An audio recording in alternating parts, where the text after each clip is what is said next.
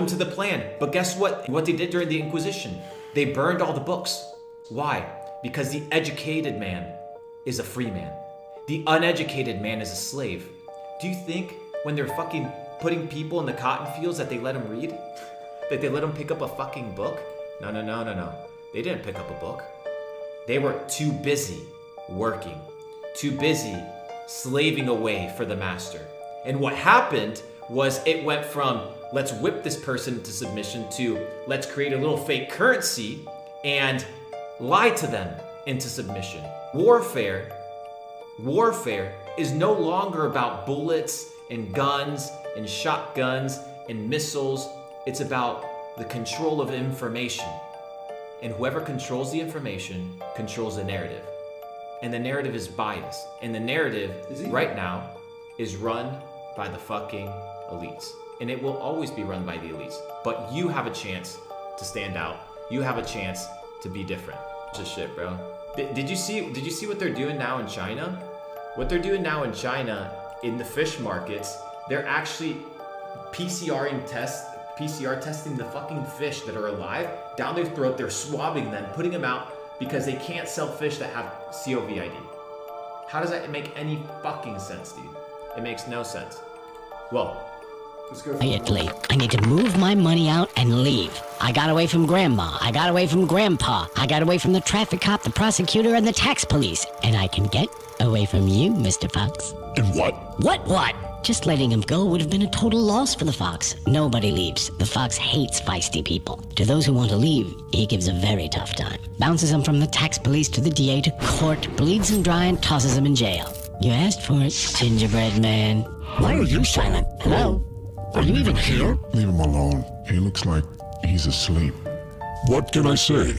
You seem to be making some good points, so I didn't chime in. What do you want? To win or not to lose? Not to lose. It doesn't matter. How is it possible to win or lose in a game where the rules are constantly changing but are never changed by you? You don't understand the rules of the game because the rules are controlled. The rules are manipulated 24/7. The moment you do this, they change it to that. The moment you change to that, they change it to this. You're playing in the fucking limbo. You're playing in a system that you're never going to be able to get out of. Do you understand? And the first way you get out of this system is by understanding the rules of the game, becoming extremely wealthy of the mind, which will lead to wealth of the pocket, and eventually you get to move and operate in a way like these individuals do. If you're bound by money, you're fucked. If you're bound by the opinions of others, you're fucked. If you're bound by the information that you see online, you're fucked. Absolutely screwed. You need to hold on to nothing. You need to be able to reinvent yourself over and over and over again. If not, you're gonna get screwed. That is the name of the game. Seem to be making some good points, so I didn't chime in. What do you want? To win or not to lose? Not to lose. It doesn't matter. How is it possible to win or lose in a game where the rules are constantly changing but are never changed by you? I want to tell you a story too. There once was a turnip that grew very, very big.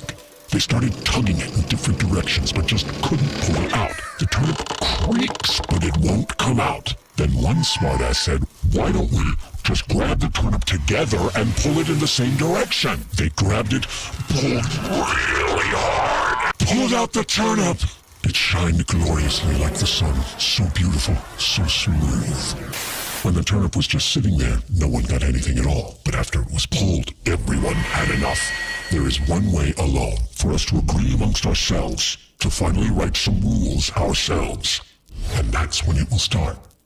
Our game. Ourselves way alone. You gotta run the game, baby. You gotta play the rules, and then eventually you make your own. That is how the game is played.